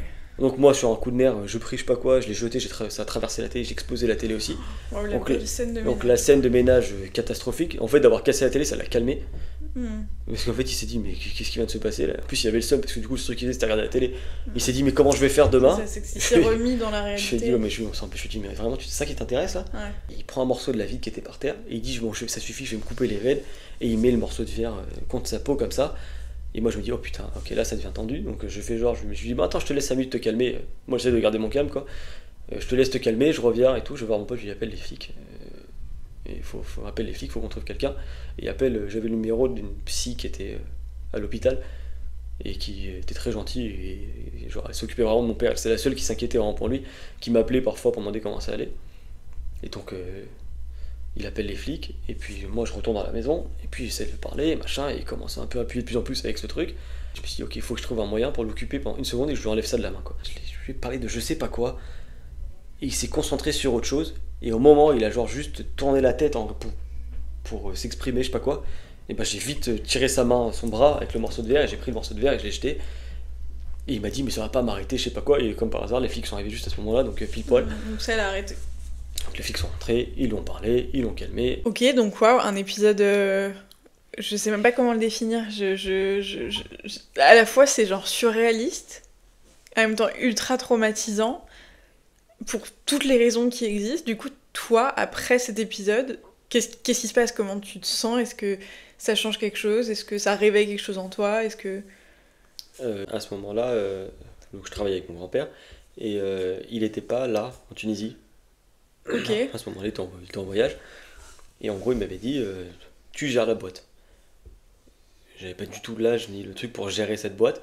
Il m'a dit c'est quoi que ce soit un truc, c'est à toi qu'on pose des questions, c'est toi qui dois répondre et c'est toi qui dis oui, c'est toi qui signe les documents. Donc déjà j'avais encore une fois t'es responsable voilà. quoi. Bah, je trouvais ça trop stylé en vrai. Oui bah c'est une opportunité trop chouette. Voilà. Et qui est ça en même temps et en fait à ce moment-là j'ai craqué. Je suis rentré à la maison après et je me suis dit là ça suffit, stop, je peux plus. Ça va me tuer moi en fait, n'importe quoi ce qui se passe ici, stop. Et du coup en fait le lendemain j'ai pris un billet d'avion, je suis rentré à Paris. Ouais. Je n'ai prévenu personne. Et tu devais rester pas longtemps, il me semble, et t'es resté au moins une semaine, je crois. Ouais, oui, t'avais besoin de t'enfuir là presque. Quoi. Ouais, c'était trop là. Tu ressentais quoi par rapport à ton père à ce moment-là? Un mix entre de la frustration, de la tristesse, parce que vraiment ça faisait de la peine de le voir en arriver là, et de la colère. En fait, j'ai commencé à avoir que de la colère, c'est comme ça me cassait les pieds quoi. Est-ce que t'avais peur? Pour lui, est-ce que j'avais peur? C'est une bonne question ça. Je pense que j'arrivais à inhiber ce truc. Ouais, en gros sur le moment t'étais tellement en colère que ça prenait le dessus. Ouais. Parce que tu vois, c'est spontanément, moi la première question que je me pose c'est vraiment genre quand tu vis ça, est-ce que t'as peur pour lui qu'il se fasse du mal en toute factuellement, qu'il se fasse du mal, que tu partes et que tu le revois pas? Est-ce que t'as peur pour toi? J'avais plus la peur, pas qu'il me fasse du mal directement, mais indirectement, de me dire en fait il va me flinguer tellement la tête que... Oui, c'est que tu te sentes mal de cette situation. Ouais, qu'en fait c'est moi qui vais en pâtir quoi. Parce que lui j'ai l'impression qu'il pouvait pas aller beaucoup plus bas que ça. Ouais. Je me suis dit, il n'y a que moi qui vais replonger. Après cet épisode-là, et que tu sois venu à Paris, qu'est-ce qui se passe pour lui? Qu'est-ce qui se passe pour vous? Bah du coup après je suis rentré à Tunis, j'ai dû parler avec mon grand-père, je lui ai dit écoute, ça va pas le faire. Enfin j'ai terminé la fin de l'été je crois. Et je lui ai dit stop, je peux pas rester ici. Donc je lui ai dit je me casse à Paris, je m'en vais. Mon grand-père l'a très mal pris. parce qu'il a l'impression que je l'abandonnais un peu comme mon père a fait, je crois, un peu différemment, mais parce qu'il m'a dit, mais non, mais t'es pas obligé de t'occuper de lui, il a qu'à se débrouiller tout seul. Je lui ai dit, non, mais ça marche pas comme ça. Ouais, c'est un peu utopique de se dire Bah, que t'es au même endroit ouais. et que tu vas le laisser dans son coin. Mais je lui ai dit, ça marchera jamais. Je lui ai dit, c'est pas possible. Et donc je suis parti, et donc je suis allé à Paris, et là d'ailleurs on est parti, on a vécu ensemble à ce moment-là. Et donc j'ai un peu mis ça de côté pendant quelques temps, je crois, au début. Je me rappelle quand on s'est mis ensemble, quand je venais à Tunis, les 2-3 fois où je suis venue à Tunis, je me rappelle que ça c'est un truc qui m'a marqué. De voir ton père pas bien, tu vois, l'épisode là où je rentre et je vois les médicaments, où je le vois lui pas bien en fait. Moi j'ai jamais vu quelqu'un qui était dépressif ou juste même triste, tu vois. Et donc je me rappelle que ça me marque, mais je me rappelle pas d'avoir été marquée par toi comment t'étais. Tu vois, je me rappelle pas de m'être dit, tiens, bah Roman il est triste ou Roman il est en colère. Ou bien sûr, quand il y avait cet épisode, en l'occurrence, ce truc qui s'est passé à Tunis, je me rappelle que de t'avoir au téléphone et que tu t'étais mis en colère, mis triste, mis t'avais besoin de souffler, machin, je me rappelle. Mais j'ai pas le souvenir d'un mec qui était dévasté par la situation. Tu vois, j'ai toujours eu cette impression de rock un peu solide quand même, de gars qui tient sa posture en se disant c'est à moi de m'en occuper, c'est ma réalité et c'est tout. En fait, je m'en plains pas. Alors oui, il me saoule, oui, cette situation me saoule, mais en fait, c'est comme ça, quoi. Je me rappelle de toi qui t'accroche justement à essayer de trouver une solution, un plan A, un plan B, un plan C, un plan D, et de t'acharner un peu sur le truc en te disant c'est ma responsabilité, quoi. Ouais, ouais. Non, c'est pour ça que j'ai pas de souvenir de moi particulièrement différent quand je suis venu à Paris. Moi, je pense que juste j'ai fait avec, quoi, mais à Ouais. distance. Oui, c'est ça. C'est que factuellement, t'es quand même moins pris dans ce Ouais, ouais. truc puisque tu le vois pas au quotidien. Après ça, donc, toi, tu le revois de temps en temps, tu fais ta vie à Paris tout en gardant un œil sur lui, en fait. Et puis, il y a dans des nouvelles étapes, une avancée un peu dans cette chose-là, c'est que comme toi, tu pars, il faut trouver une solution, quoi. Ouais, en fait, du coup, mon grand-père finit par me dire, nous ici on peut plus s'en occuper, enfin il commence à vieillir, ce qui est le cas. Ça va pas mieux, il faut qu'on fasse quelque chose. On va essayer de le mettre dans une clinique, du coup, pour. Enfin, moi, en fait, j'arrêtais pas d'insister, je suis dit arrêter de soigner sa dépression, déjà soigner sa dépendance aux médicaments, parce que pour le moment, il est plus dépendant aux médicaments que dépressif. Et moi, je le voyais parce que j'avais l'habitude, du coup, et je le trouvais moins dépressif que juste défoncé. plus que juste défoncé, quoi. Ouais. J'ai insisté, et puis on a fini par trouver à Toulon une sorte de cure, quoi, une cure pour désintoxifier son corps des médicaments, avec des psys et des psychiatres et des trucs, et pour en fait lui donner un traitement avec des doses normales, parce que quand j'ai ramené son dossier à Toulon avant qu'il vienne, ils m'ont dit mais c'est quoi ces doses? Ah ouais. Ils m'ont dit mais qui prend 9 molécules différentes? Il m'a dit on n'a aucune idée de l'effet que ça a sur un corps quand on dépasse je crois 3 ou 4 molécules sur les antidépresseurs. Ouais, Il y en avait 8 ou 9. un cobaye humain, quoi. C'était devenu Ils ça. n'avaient aucune idée de ce que ça pouvait faire. Ouais. Et donc ils m'ont dit c'est n'importe quoi, donc déjà on va repartir sur un traitement normal. Donc déjà il est arrivé là-bas, il a pris un traitement normal pendant quelques semaines, du coup il était pas très bien parce qu'il était en manque de... C'était pas assez. Mais petit à petit ça a commencé à aller un peu mieux, et puis en fait il était amorphe là-bas, il était... Je suis là, mais je suis pas vraiment là, il était un peu pas trop là, quoi. Ouais. Il avait juste des moments où ça allait un peu mieux, des moments où ça allait moins bien. Il angoissait pour pas grand-chose, enfin bref. Il reste 3 mois à Toulon, et après qu'est-ce qui se passe? Où est-ce qu'il va? Qu'est-ce qu'il fait? Alors après, donc les médecins à Toulon disent, bah ça y est, il peut partir d'ici parce qu'il a un traitement normal et il a l'air d'être sur la bonne voie. Donc tout le monde est content. On s'est dit ok, mais qu'est-ce qu'on fait? S'il veut pas retourner à Tunis, à Paris il peut pas venir vivre avec ma mère et avec nous, il n'y a pas d'autre endroit où aller. Et il a dit qu'il lui disait qu'il était encore fatigué et qu'en fait il aimait bien ce truc d'être dans un centre, d'être un peu accompagné tous les jours, que ça l'aidait. On s'est dit bon bah on va trouver un truc un peu moins important que celui de Toulon, on va trouver une sorte de clinique pour les gens dépressifs qui peuvent les accompagner tous les jours et tout. Et on trouve une clinique, on en trouve plusieurs, et lui choisit celle qui est le plus proche de chez nous, du coup. Ça montrait une motivation à essayer de au moins faire des choses. Et d'un autre côté, c'était pas la clinique où nous on voulait, parce qu'on n'avait pas l'impression que c'était là où il serait peut-être le mieux traité, quoi. Et du coup, il est allé dans cette clinique pendant je sais pas combien de temps d'ailleurs. Moi j'allais le voir quand je pouvais, ma mère aussi, mon frère Mais aussi. il sortait, tu vois, Et pour le coup, je me rappelle à cette période-là d'avoir fait, même moi, tu vois, qui du coup le connaissait à travers l'histoire que toi tu me racontais, et le peu de fois où j'avais croisé à Tunis, pourtant ça faisait un petit moment qu'on était ensemble. Quand il était là à Paris, je me rappelle d'avoir fait des choses avec lui. Je me rappelle que même nous, on avait à cette période-là un projet pro, il s'était investi, il était venu. Je me rappelle qu'on était allé déjeuner 1 ou 2 fois avec ma mère et lui. Je me rappelle, enfin tu vois, je me rappelle avoir fait quand même quelques petites choses. Il avait recommencé à draguer Oui. la serveuse ou je sais pas qui. Ouais. Enfin, bref, et même à l'événement pour notre... Oui. Il commençait un petit peu à avoir des moments de... il ressort un peu la tête de l'eau, quoi. Et moi, à ce moment-là, je me rendais pas spécialement compte, tu vois. Je pense que j'arrivais pas à voir ça, je voyais que le côté quand il était pas bien ou quand on me disait que ça allait pas. Puis je pense que si tu le connais tellement, tu l'as tellement vu peut-être faire bonne figure aussi devant les gens. Ouais, c'est possible. Que toi, j'étais pas convaincu que ça allait oui. mieux, quoi. Donc moi, je me rappelle pas du coup de cette sensation de me dire, ah, il est sur la bonne voie, ça va aller. Moi, c'était juste une autre étape en me disant, bon, on verra dans 3 mois, dans 6 mois, comment ça va être. Et là, il est à la clinique, pas très loin de là où habitaient ta maman et ton frère, et pas très loin de là où on... Enfin, dans Paris, quoi, donc on était à côté. Depuis quelques semaines.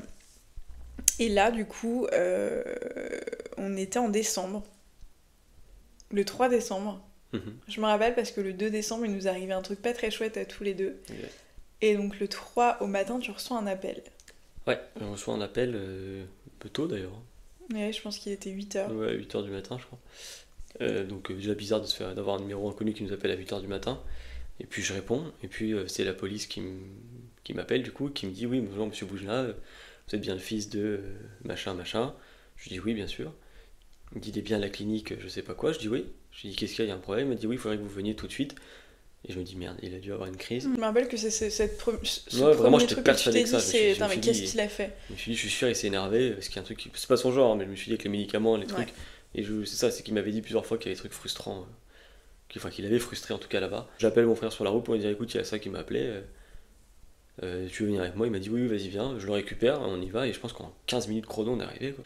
Et en fait c'était pas prévu qu'on arrive si vite, et j'arrive et en fait je vois le SAMU devant l'hôpital, et en fait à ce moment-là je vois le SAMU, j'ai compris, et en fait il avait eu pas un arrêt cardiaque mais une embolie pulmonaire massive qui donne le même résultat. Il est décédé en fait 1 heure avant, je crois 1h30 avant, voilà, dans sa chambre. Il m'attendait, c'était déjà habillé parce que je devais venir le voir ce jour-là. Parce qu'il y avait des histoires d'impôts, il avait reçu des courriers, je devais lui ramener les courriers, je lui ai dit que je passerais le voir vers 10h du matin, un truc comme ça. Et en fait c'était horrible parce que, en fait du coup là je regrette d'avoir ramené mon frère à ce moment-là, parce que d'arriver de voir le SAMU et que mon frère et moi on se regarde et qu'on dise, ah, là c'est sûrement pas ce qu'on a cru, et quand on rentre et qu'on voit la tête des gens dans l'hôpital, enfin on a tout de suite compris, quoi. Et puis on court dans sa chambre, il était déjà plus là, il était déjà en fait dans le SAMU pour être transporté pour faire une autopsie. Et les flics étaient comme des fous en disant, mais on pensait pas vous arriver si vite, vous deviez pas voir le SAMU, le brancard et les trucs comme ça. Donc ils étaient en panique à la clinique et tout. Donc, nous, enfin bref, ma réaction normale, on a pété un câble avec mon frère, on savait même plus quoi faire. J'avais envie de frapper tout le monde, j'avais envie de hurler, j'avais envie de tout casser, j'avais envie de pleurer, enfin, c'était horrible. Mais ils vous ont accueilli Et bah après du coup quand je suis allé dehors, on s'est calmé, le SAMU est parti, mais quelqu'un vous a dit quelque chose, ou c'est vous qui l'avez interprété? Bah non, on l'a compris tout de suite. Et j'ai vu la tête de la femme que j'ai eu. En fait, j'ai compris. Quand j'ai vu la tête de la femme, elle m'a vu, on s'est regardé, elle a compris, j'ai compris.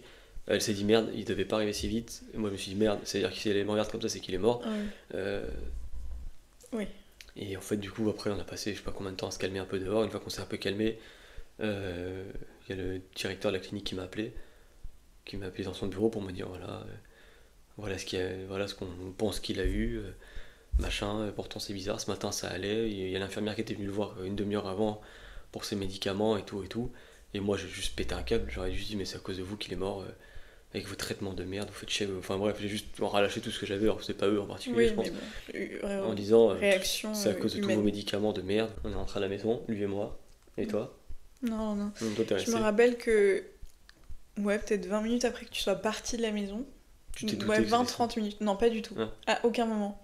Je me rappelle d'être sur le canapé avec ma mère, parce que du coup on était chez ma mère ce soir, la veille au soir, on avait dormi là, et c'était vraiment à côté de la clinique, donc t'as pu y aller assez vite grâce à ça entre guillemets. Donc moi je suis sur le canapé, tu m'appelles, moi je me dis bon bah il a dû arriver, et tu m'appelles, je décroche, il y a ma mère à côté de moi et les petits, et tu me dis il est mort. Ah ouais, j'ai été si froid, si... Ouais. T'étais dehors encore, j'entends les bruits de l'extérieur, et tu me dis, tu pleurais, hein, tu me dis il est mort.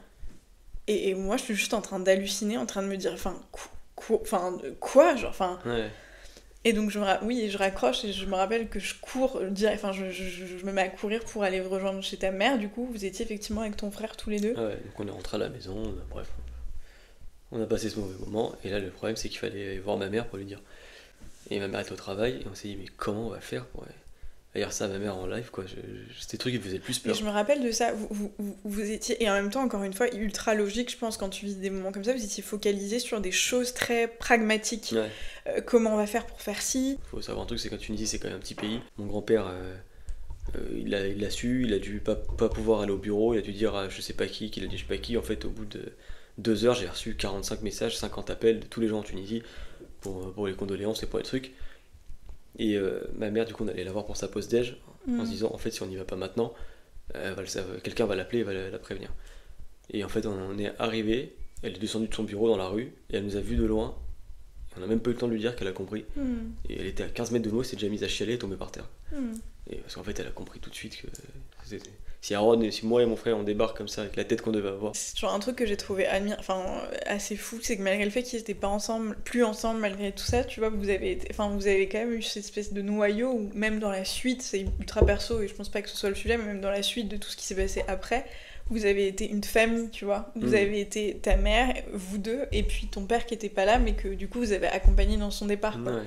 Il n'y avait pas ta mère d'un côté qui avait fait partie de sa vie, et puis vous, non, c'était vraiment... vous avez été parce qu'ils ont gardé une très bonne relation après oui, toutes leurs histoires. Ils se sont toujours parlé, ils se sont toujours donné des nouvelles, ils ont toujours été très respectueux l'un envers l'autre, quoi.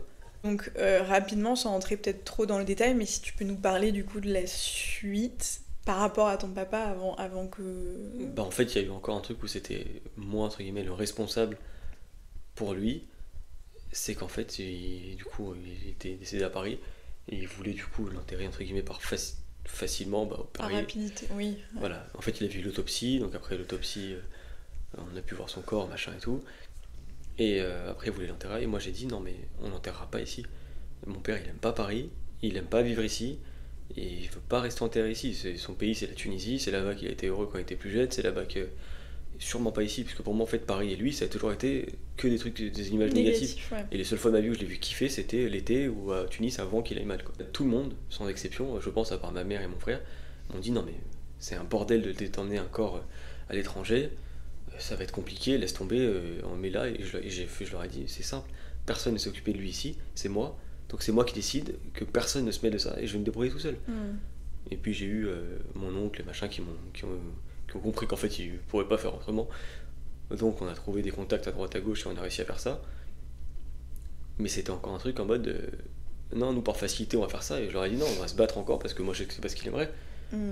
Et on a fini par l'enterrer dans un cimetière super mignon d'ailleurs en Tunisie. Ouais, c'est vraiment le cimetière où tu te dis j'ai presque envie d'aller me balader là-bas. Ouais, je suis d'accord. Après cette espèce de marathon de vie passée de vie passée à t'en occuper, comment tu le vis? Au tout début, je sens un échec, je me dis j'ai rien réussi parce qu'au final il est juste décédé dans une clinique et sûrement à cause des médicaments, quoi. Donc pour moi c'est juste un échec, je me suis dit en fait ça servait à rien. Il a toujours été dépressif et il n'y a eu aucun point positif dans tout ça. Ça a duré un petit bout de temps je pense.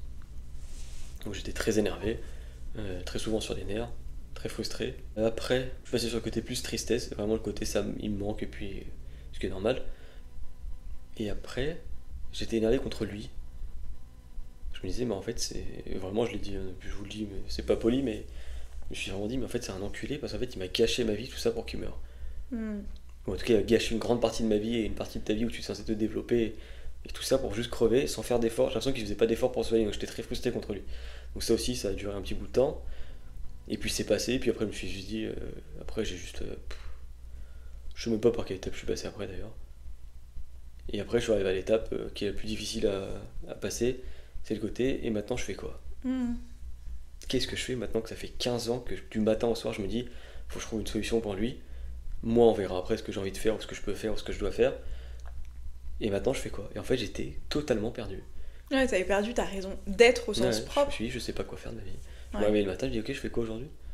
Qu'est-ce que j'ai à faire? Et ça a duré très longtemps. Sachant que, pour la petite histoire quand même, ton papa est décédé et 2 mois après je suis tombée enceinte. Ouais. Donc 11 mois plus tard, t'es devenu papa d'un petit garçon. Oui. Et pourtant, j'avais l'impression je savais pas ce que j'avais à faire. Ouais. C'est jusqu'à qu'il commence un peu à grandir. Et je pense jusqu'au jour où il m'a dit papa. Je crois que le jour où il m'a dit papa, là, ça m'a mis une gifle. Et je me suis dit, en fait, c'est à toi de faire ce que ton père n'a pas fait. T'as l'impression que t'as pas vécu depuis. Et donc là, ça a changé. Mais je pense que pendant les premiers mois et tout, je me suis dit, mais je sais pas à quoi je sers. Et pourtant, tu le faisais très bien. Oui, pourtant, je le faisais. Tout ce que j'ai fait, je le faisais parce que j'ai l'impression qu'il fallait le faire, mais je suis pas sûr d'avoir été convaincu de ce que je faisais, quoi. Ouais. Oui, en fait, tu réagissais un peu toujours dans l'urgence. Ouais. Et maintenant, comment tu te sens? Ça va faire 5 ans dans un mois que ton que ton papa est décédé du coup. T'es passé effectivement par plein d'étapes pour les avoir vues, et certaines plus simples que d'autres. Et toi, en tant qu'être humain, comment tu te sens maintenant ? Bon, aujourd'hui, c'est pas bien dit comme ça, mais je suis fier de moi de pas avoir lâché, de me dire en fait, j'ai essayé tout et n'importe quoi, et j'ai pas laissé les autres faire tout et n'importe quoi non plus, ni les médecins, ni ma famille quand ils voulaient abandonner ou des trucs comme ça. Je me suis dit en fait, j'ai fait ce que moi sur le moment, je me suis dit que c'est ce qu'il fallait faire pour lui. Et donc ça, je suis content aujourd'hui de l'avoir fait, parce que je pense qu'aujourd'hui, sinon ça serait l'inverse, je m'en voudrais et je me dirais, t'es qu'une merde, t'aurais dû faire plus, t'aurais dû essayer plus. Donc il y a ça qui est vraiment positif. Ouais. Et je pense que ça va être beaucoup passer tout le reste. Tu trouves de la valeur là-dedans, c'est ce que tout le monde voyait et que toi tu voyais pas, quoi. Enfin, ce que tout le monde. Ouais. Parce que du coup, j'ai aussi les phases où je me disais, mais en fait, moi je suis qu'une merde. Mes études, j'ai pas fait ce que je voulais. Mon travail, j'ai fait tout et n'importe quoi, mais je fais pas ce que j'ai envie. Je sais pas ce que j'ai envie de faire. J'ai aucun objectif, j'ai aucun truc. Et en fait, c'est le jour où je me suis dit qu'en fait, ma base, c'était pas mes études et mon CDI, mais c'était tu t'es battu pour ton père et t'as fait ce que t'as pu. Et maintenant, construis par-dessus, quoi. Mmh. Et depuis que j'ai fait ça, plutôt que faire l'inverse, de mettre ça tout en haut comme si ça m'écrasait, maintenant j'arrive à... Ouais. En fait, t'as juste accepté ton histoire, quoi. Ouais, je me suis dit, en fait, mon histoire, c'est pas d'avoir un train de vie comme tout le monde. Mon histoire, ça a commencé par ça, et peut-être que des gens ils vont finir leur histoire par ça, par s'occuper de leurs parents parce qu'ils sont en train de décéder de trucs horribles, et qu'en fait, ils auront 45 ans et qu'ils vivront ça à ce moment-là, et que ça les marquera dans leur vie comme moi ça m'a marqué. Mais moi, juste que c'est ma base, et eux, ce sera peut-être juste une étape, j'en sais rien. Et puis après... on a beaucoup parlé avec Karine, du coup, très souvent. On réfléchit en profondeur pour essayer de comprendre des trucs, mon comportement, des comportements, plein de choses. Donc ça aide à réfléchir, un peu comme si, en vrai. Ça fait un peu la même chose que si. Et du coup, mon gros problème, ça a été de me dire, ok, c'est quoi mon objectif, qu'est-ce que je veux faire dans ma vie ? Et je me mettais une pression énorme là-dessus, en mode, j'ai l'impression que je fais rien. En plus de ça, j'ai l'impression qu'il y a eu aussi c'est le ressenti que moi j'avais, une espèce de pression de te dire... c'est d'autant plus important parce qu'il faut pas que je finisse comme mon père. Et alors souvent, ça c'est pour tout le monde, à force de se répéter quelque chose en disant il faut surtout pas que ça m'arrive, ou ci ou ça, c'est précisément la meilleure façon pour que ça arrive. Parce qu'en fait, et on en a déjà parlé aussi plusieurs fois, dans ton esprit tu répètes tellement que le pire ce serait ça, qu'il faut surtout pas ça, qu'en fait tu mets en place tous les mécanismes pour arriver à ça, tu vois. Et finalement c'est un peu ce qui s'est passé avec toi. Ouais. Sur l'aspect dépression et co, où tu disais, je me rappelle au début de notre relation, donc quand ton papa était encore là, effectivement pas bien, tu vois, où tu disais, moi le pire truc qui pourrait m'arriver, c'est de me sentir pas bien, c'est d'être en dépression, surtout si j'ai un enfant, je voudrais surtout pas reproduire le même schéma, jamais de la vie, plutôt mourir, etc. etc. Ouais. Tout ça pour dire qu'in fine, c'est quand même une étape par laquelle t'es en train de passer, et ça je pense qu'il faut le dire, parce qu'en fait c'est ok, tu vois, et c'est un truc dont on parle aussi beaucoup pour combattre cette espèce de schéma, c'est que ton papa c'est son histoire, et qu'on a tous une histoire hyper différente, et qu'il y a des gens qui passent par des étapes plus ou moins difficiles, et ça a été ton cas, parce que franchement j'en connais peu des gens qui tiendraient toujours debout après ça. T'es encore là, et t'as un moment down, et c'est potentiellement diagnostiqué comme étant une dépression, ok. Mais en fait, ça veut pas dire que tu vas faire ce que ton papa a fait, ou que tu vas... Et il y a ce truc aussi où je trouve que c'est encore plus difficile, ces maladies mentales et ces trucs machin, c'est que t'en fais tout un truc, et c'est ce qu'on disait, comme il n'y a pas un schéma, mais il y en a 1000. Toi, par contre, tu vas l'assimiler au seul que tu connais, qui est dramatique, tu vois. Ouais, bah oui. Et du coup, tu vas tendre, à force d'essayer de t'en éloigner, précisément tu t'en rapproches. Et c'est ce qui se passe. Et là où tu fais un taf qui est phénoménal, c'est que ça a été difficile, c'est toujours difficile. T'es passé encore par deux trucs, je pense qu'on pourra en refaire un podcast. Ouais. Mais tu conscientises, tu prends conscience, et surtout, à l'inverse de ce que tu disais de ton papa, qui, en tout cas toi, tu sentais qu'il avait pas la volonté, peut-être que oui, hein, peut-être qu'il mourrait d'envie d'eux, mais qu'il y arrivait pas, tu vois. Okay. Toi, t'as une espèce de résilience, de force à te dire, en fait, je comprends, je m'occupe de moi, car je vais m'occuper de moi comme je me suis occupée des autres, quoi. Et en ça, moi, je trouve que c'est remarquable, quoi. C'est ce que je fais depuis 2 ans, 1 an maintenant, même pas. Pas autant. Ouais, pas autant. Vraiment pas autant. Ouais, pas autant. Je pense que c'est ce que tu commences à faire pour de vrai maintenant. Maintenant, oui, là, ça a vraiment changé depuis quelques semaines, mois. Après ton opération, tu prends conscience de la valeur que tu as, Mais pas seulement la valeur que tu as dans ce que tu as pu faire, tu vois, genre bah oui, t'as été un homme incroyable de t'en occuper alors que c'était pas du tout ta place et que un enfant, bien que ce soit naturel et que tu laisses pas tes parents, voilà, c'est quand même pas du tout ta place et c'est pas du tout ton rôle et c'est pas du tout ce par quoi t'es censé passer, c'est pas juste. Mais bon, ça a été ton histoire. Au-delà de prendre conscience de la valeur de ce que tu as fait, tu prends conscience de la valeur que tu as aujourd'hui et de la valeur de ta vie par rapport aux gens que t'aimes, j'espère par rapport à Sandro, peut-être par rapport à moi, par rapport à ta maman, etc. Et je pense que ça te... J'ai l'impression que ça te nourrit un peu à te dire bon, au-delà de ce que j'ai fait, je suis aujourd'hui et il faut que j'aille plus loin que ça, quoi. En fait, j'ai passé les 4 dernières années à errer. Et c'est ce que je disais, j'ai vu une psy pendant quelques mois et je lui ai dit j'ai vraiment l'impression qu'il y a mon âme et mon corps et ils sont pas ensemble. J'ai l'impression d'être dans les chaussures de quelqu'un d'autre et de marcher à côté de moi et d'essayer de me rattraper. Et de juste faire ce qu'il y a à faire et de pas le vivre, de pas ressentir les trucs, de rien vivre, quoi. J'ai du mal à dormir du coup depuis maintenant longtemps et ça me flingue le cerveau totalement. C'est-à-dire qu'il y a un an, j'arrivais à écrire un mail, ça devenait compliqué. Il fallait que je réfléchisse au mot, réfléchisse à quoi, je relise le mail d'avant 4 fois pour me dire ok, c'est ça que je dois répondre. Enfin, mon cerveau il était cramé de l'intérieur, mais complètement, quoi. Et en fait, c'est là que je me suis dit en fait, ça sert à rien de forcer maintenant, je vais pas y arriver. Et là, je me suis dit ok, juste repose-toi.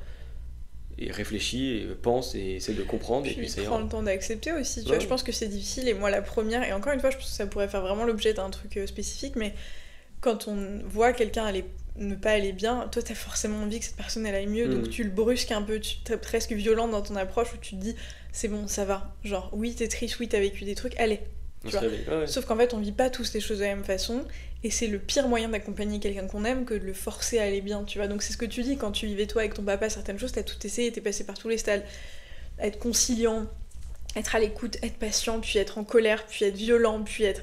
En fait t'essayes tout. Il y a juste des approches qui sont à ne pas avoir selon moi, et c'est celle-ci, d'être violent, d'être trop agressif, trop oppressant dans ce truc-là. Je pense que ça aide rien. Et moi je sais que c'est un peu ce que j'ai fait avec toi et ce qui a pas forcément servi, mais bon, c'est encore un autre sujet, c'est un vrai combat. Je pense que tu sors d'un vrai combat d'endurance, c'est un combat de boxe qui a duré des années contre toi-même, contre ton papa, contre la maladie, contre tout ça, et là t'es juste en train d'être en récup. Enfin, même s'il y a toujours des blessures profondes qui seront jamais guéries, tu vois, mais bon bah qu'est-ce que je vais réattaquer? T'es un peu dans cette phase-là, j'ai l'impression, quoi. Ouais, bah, je pense que ça se voit dans ce que j'arrive à entreprendre maintenant. Que ce soit au travail, que ce soit avec Sandro, avec toi, toujours plein de trucs, avec ma famille, toi, mes amis, pour moi-même, plein de choses. Mon opération, ça a été un truc où je me suis dit non mais ça suffit, en fait on va arrêter de laisser les trucs traîner.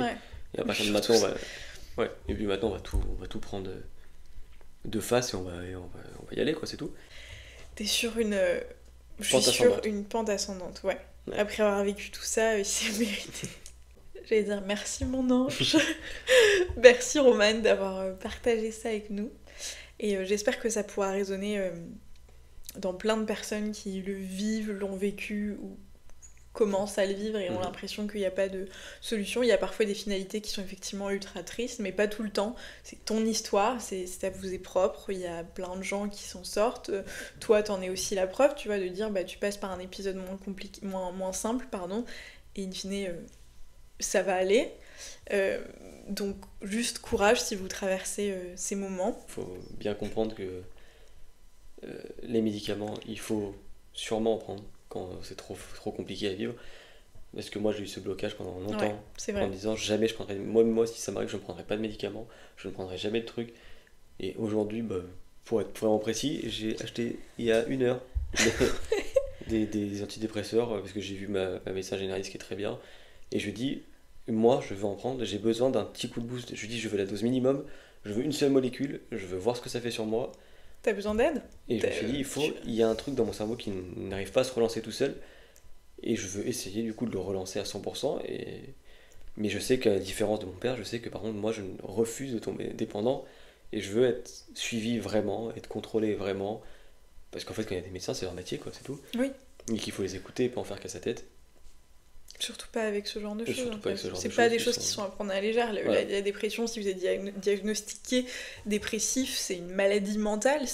Alors oui, tu t'es pas cassé un os, mais il y a quelque chose dans ton cerveau qui ne fonctionne pas comme il devrait fonctionner. Donc il y a tous ces sujets-là. C'est pas obligatoire, mais ça peut aider pendant une certaine période pour juste relancer la machine, pour juste te permettre de faire des trucs qui vont au final te soigner. Et moi, c'est plutôt ça dont j'ai besoin. De me permettre à mon cerveau d'être à 100% pour faire des choses qui vont me sortir de cet état-là. Je sais que les médicaments, ça ne soigne pas une dépression, ça t'aide à faire des actes qui te soignent. Et c'est ça que mon père n'avait pas compris. Lui pensait qu'en prenant des médicaments, ça soignait la dépression. Oui, ça allait faire tout le travail. Mais en fait, ça marche pas comme ça. C'est là où ça. l'approche est importante. En tout cas, mille merci mon ange d'avoir partagé ton histoire. Y a pas de quoi. Et moi, je te trouve époustouflant. C'est gentil. Et on pense évidemment très fort à ton papa. Merci d'avoir regardé la vidéo jusqu'au bout. Je pense qu'elle a été très très longue. Si vous avez apprécié cette thématique et que vous avez aussi des partages d'expérience sur le sujet, n'hésitez pas à le faire en commentaire.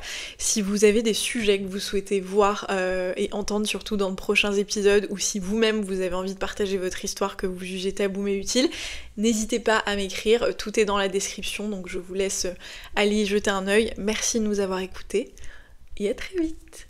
Ciao. Ciao. La prochaine fois, on se parle d'un sujet un peu plus joyeux. Oui.